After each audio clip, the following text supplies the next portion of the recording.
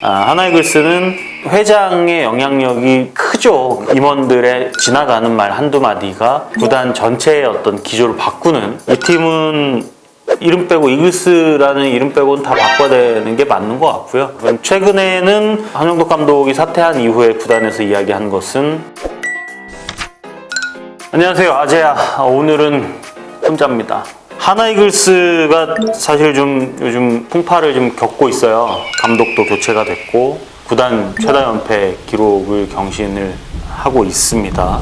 방송 나갈 때쯤이면은 승리를 거뒀을 수도 있으나 대세에 큰 지장이 있을 것 같지는 않아요. 왜 이렇게 못하느냐라는 문의를 많이 하시더군요, 저한테. 그래서 취재를 좀 해봤어요. 도대체 무엇이 문제인가? 4, 5년 전에 하나이글스 담당을 했었는데 그때도 비슷한 이야기들도 있었고 비슷한 분위기가 있었어요. 현장에 힘을 많이 실어주겠다, 현장 중심으로 운영을 하겠다라고 했다가 비난 여론이 생기거나 팀 분위기가 조금 어수선해지면 갑자기 현장에 구단이 개입을 해요.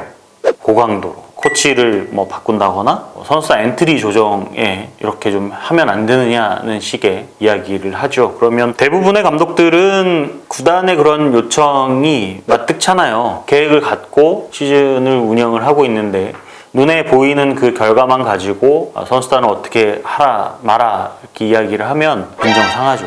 그런 것들이 계속 반복이 된다. 프론트와 이야기를 나눠보면 이 프론트는 하나이글스의 로열티가 굉장히 강해요.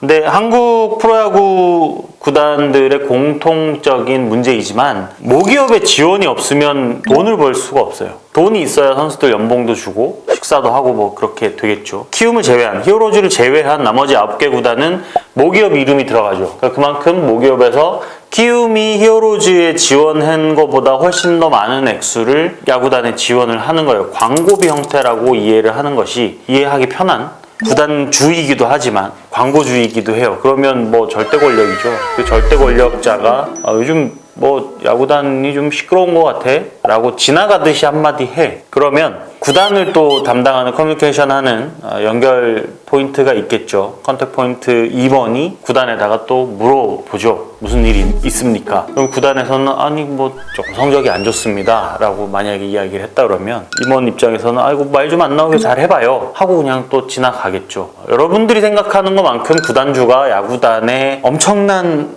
관심을 집중하진 않아요. 구단 관계자분들이 들으시면 좀 가슴이 아프시겠지만 야구단은 그룹의 계열사 축에는 끼지 못해요. 부서 하나 정도의 역할이라고 봐야 되고 홍보나 마케팅이나 그룹의 이미지를 좀 높이는 그런 역할을 하는 도구 정도로 사실 지금까지 인식이 되어 왔죠. 그래서 스포츠서울도 그렇고 KBO도 그렇고 프로야구 산업을 좀 발전을 시켜서 구단들이 그룹의 지원을 받지 않고 자생할 수 있는 문화를 만들자 지금 계속 주장을 하는 것이고요. 하나이글스는 회장의 영향력이 크죠. 큰 그룹 중에 하나죠. 그래서 임원들의 이렇게 지나가는 말 한두 마디가 구단 전체의 어떤 기조를 바꾸는 그런 악순환을 계속 반복을 해왔었어요. 최근에는 한영덕 감독이 사퇴한 이후에 구단에서 이야기한 것은 그룹에서 구단에 권한을 많이 줬다. 구단이 자율적으로 지금은 많은 부분에서 자율성을 가지고 있다라고 이야기를 했는데, 그렇게 본다면 이제는 또 구단 고위층, 구단 경영진이 현장을 쥐고 흔든 것이 아니냐라는 예상을 할 수가 있습니다. 어찌됐든 최원호 감독 대행이 색깔을 좀 바꾸기 위해서 노력을 하고 있어요.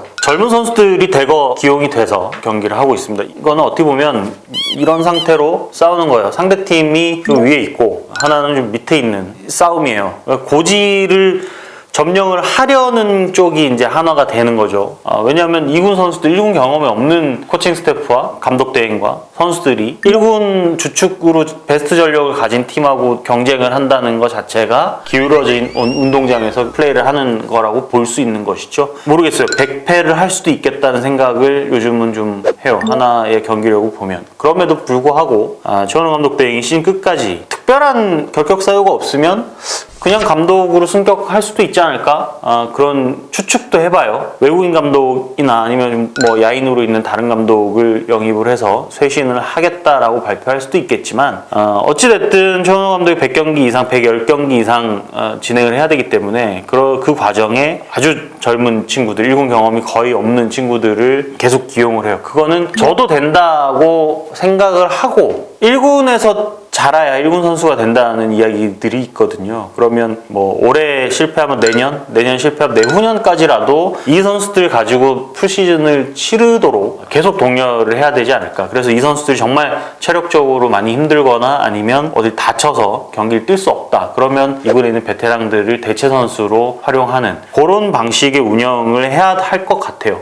30명 중에 투수 쪽에 하나, 야수 쪽에 하나가 나와주면 그것만으로도 하나는 성공했다는 평가를 받을 수가 있을 것 같아요. 지금 뭐 선수층, 구단 시스템 이런 거 봤을 때는 이 팀은 이름 빼고 이글스라는 이름 빼고는 다 바꿔야 되는 게 맞는 것 같고요. 1999년도에 쌍방울이 17연패를 했고 85년도에 산미가 18연패한 게 KBO 리그 최다 연패 기록이거든요. 이 두 팀은 없어진 팀들이죠. 있는 팀 중에는 하나가 롯데와 가장 연패를 길게 한 팀, 기아랑 같이 더 길어져도 사실 뭐 할 말은 없을 것 같아요. 그래도 하나를 지지하고 응원하는 팬들이 있기 때문에 그분들한테 진짜 보릿고개 한 2년만 잘 버티면 주눅들지 않는 그런 팀이 될 수 있을 것이다 라는 희망만 줘도 이글스는 변신에 성공했다고 볼 수가 있고요. 20년 이상 우승 못한 팀들의 공통 분모가 그룹의 입김이 너무 강하게 비춰진다라는 것이에요. 90년대에 우승하고 20년 이상 우승을 못한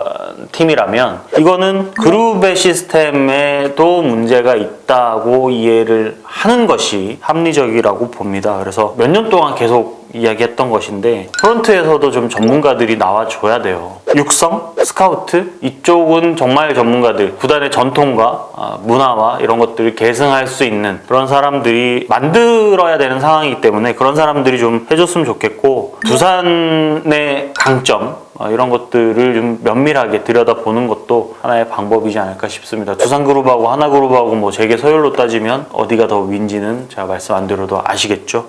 조롱거리로 전락하는 팀은 KBO 리그 전체 발전에도 크게 도움이 되지 않습니다. 그렇기 때문에 대표이사부터 신인 선수들까지 다 책임감을 갖고 노력을 좀 해주셨으면 좋겠고 독수리가 좀 헐헐 날아오르는 그런 소식을 빨리 전해드리고 싶고요. 그때까지 저희들도 계속 감시하면서 비판도 많이 하겠죠. 그러면서 같이 좀 이 진흙탕에서 끌고 나올 수 있도록 더 노력을 하겠습니다. 그래도 저는 뭐 이글스 응원합니다. 화이팅! 좀 무거운 소식이었기 때문에 짧게 이 정도로 마치겠습니다.